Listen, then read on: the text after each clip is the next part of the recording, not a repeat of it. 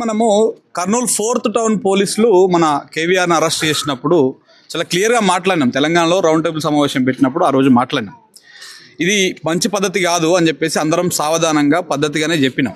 మరి ఇక చూస్తూ ఉంటే మరి రెడ్ బుక్ రాజ్యాంగం ఓన్లీ ఆంధ్రప్రదేశ్లోనే ఇంప్లిమెంటేషన్ అవుతుందని నిన్నటిదాకా మనం అందరం అనుకున్నాము. బట్ తెలంగాణలో కూడా ఇంప్లిమెంటేషన్ అవుతున్నట్టు కనపడతా ఉంది. అసలు చంద్రబాబు నాయుడు, లోకేష్ గారు, పవన్ కళ్యాణ్ గారు శనివారం ఆదివారం వస్తే ఏడుంటారు సార్? మీరు ఏడుంటారు అండి? తెలంగాణలో ఉంటున్నారు, హైదరాబాద్లో ఉంటున్నారు. నీ కాపలా ఉండేది ఎవరండి? తెలంగాణ పోలీసులు. తెలంగాణ ప్రజల సొమ్ముతో జీతాలు తీసుకుంటున్నటువంటి తెలంగాణ పోలీసులు మీకు కాపలా ఉంటున్నారు. మా సొమ్ము తింటారు, మా గడ్డ మీద ఉంటారు. మా బిడ్డలని ఇలా మీ గురించి మాట్లాడుతూ ఉంటే ఏమన్నాడు ఆయన? ఏం తప్పు? అచ్చా, రెడ్ బుక్, ఎర్ర బుక్, ఎర్రి బుక్ అన్నందుకు మీకేదో ప్రాబ్లం అయింది. మీ టీడీపీ నాయకులు, మీ జనసేన నాయకులు, మీ కూటమి నాయకులు, బీజేపీ నాయకులు, మీ టీడీపీ నాయకులు ఎన్నో డిబేట్లలో నేను క్లిప్పులు కావాలంటే పంపిస్తాను మీకు అందరికీ. బాజాప్తా అమలు చేస్తున్నాం రెడ్ బుక్ రాజ్యాంగాన్ని అని చెప్పేసి ఎన్నో టీవీ డిబేట్లలో మాట్లాడారు. ఆ క్లిప్పులు కావాలన్నా? ఎంతమంది మీద దేశద్రోహం కేసులు పెడతారు? పెట్టండి, తీయండి. అరెస్టులు చేస్తారా? ఏమి దొంగలా పోలీసులు? ఆయన ఇక్కడికి వచ్చిన పోలీస్ ఆయన మీది ఇది ఏపీఎస్ పరిధిలోకి వస్తుంది, మీరు ఎవరికి ఇంటిమేషన్ చేసి వచ్చారంటే ఎల్బీ నగర్ దగ్గర ఉంది కాబట్టి ఎల్బీ నగర్కి చేసి వచ్చినాం అని చెప్పారు. అసలు ఇది ఏ లిమిట్సో తెలియదు, మీకు ఏమైందో తెలియదు.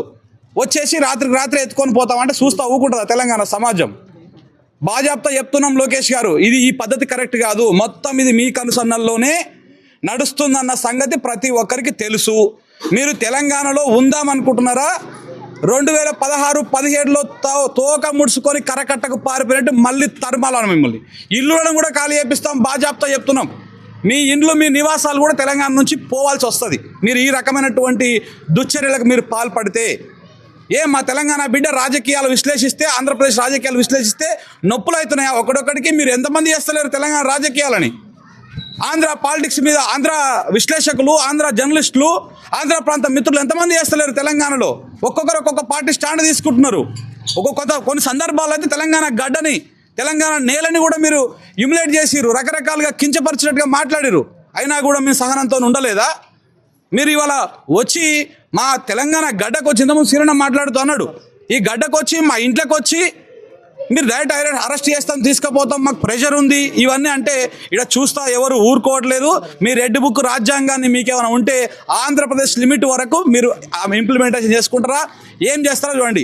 ఒకవేళ ఎర్రీ బుక్ అన్నందుకే మీకు కేసులు పెట్టాల్సి వస్తే రెడ్ బుక్ రాజ్యాంగం పేరు పెట్టినందుకు లోకేష్ మీద కేసు పెట్టాలా?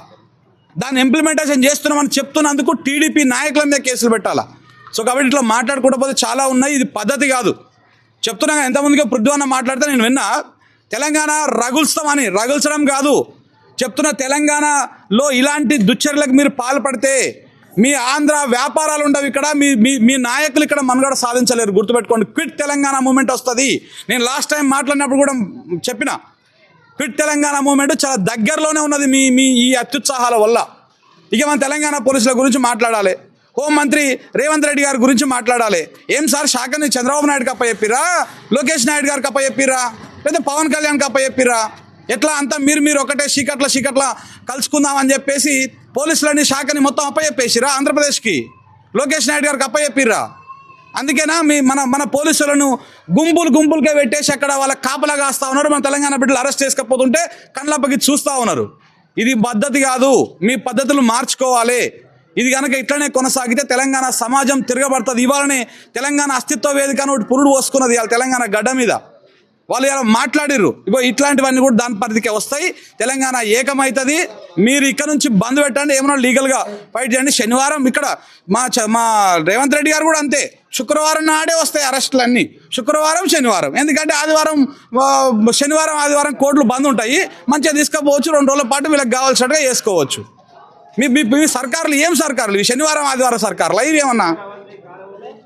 సో దయచేసి ఈ పద్ధతులు మార్చుకోవాలి.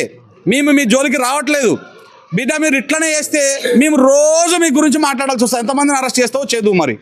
సో దయచేసి విజ్ఞప్తి చేస్తా ఉన్నా, ఏపీ పోలీసులారా, మీ మీద మాకు ప్రత్యక్షంగా కానీ పరోక్షంగా కానీ ఎలాంటి ద్వేషం లేదు, ఎలాంటి అది లేదు. రాజకీయ నాయకుల ఆటలో మీరు పావులు కాకండి. రేపు అధికారం మారితే, ప్రభుత్వాలు మారితే మీరు కూడా ఇబ్బందులు పడాల్సి వస్తుంది ఇట్లా ఇలాంటి దుశ్చర్యలకు పాల్పడుతున్నటువంటి వాళ్ళు. Thank you very much.